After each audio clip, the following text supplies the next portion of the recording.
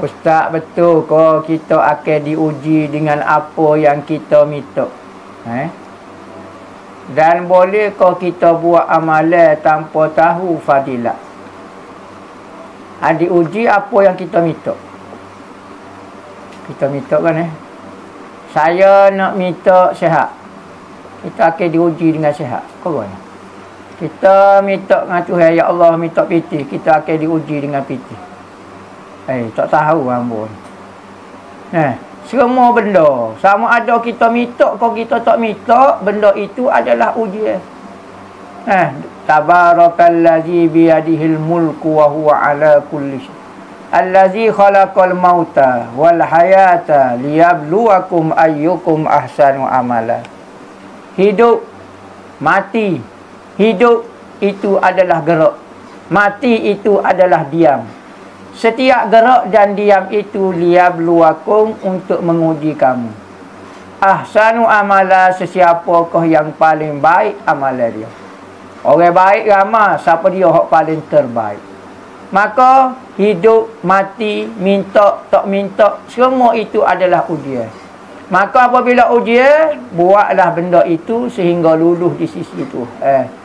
Buat apa yang Tuhan suruh buat, maka benda itu ujian kita dulu. Itulah. Jadi dunia ini adalah tempat ujian. Maka tak semua bukan kata hak kita minta saja di ujian tu. Dia tak minta pun. Nak tipu Tuhan. Kita takut bab ni, kita buat minta bab lain. Kali Tuhan uji bab tu tak kena bab ni. Ada juga celika masuk kakak. Jadi kita minta ke tak minta, dia Tuhan nak uji kita, boleh berlaku. Dan boleh kau tak buat amalan tanpa tahu fadilat? Boleh. Fadilat paling besar sekali dalam amalan adalah kita taat ke Tuhan.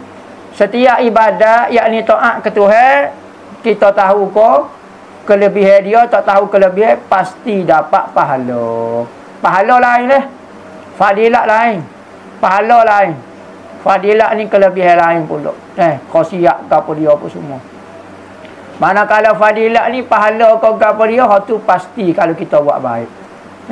Tentu dah boleh pahala. Berapa-berapa kita tak tahu sebab tak ada nah misalnya buat kau ni.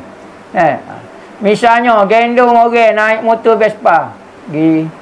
Tak ada nah menyatakan siapa dia gendong orang pergi ke masjid naik motor Vespa ke motor EX Khamsah. EX Khamsah mana afdal? EX Khamsah ke motor Kepa? Tak ada fadilat ke apa dia. Tu tak tahu sebut, tapi hak penting boleh pahala.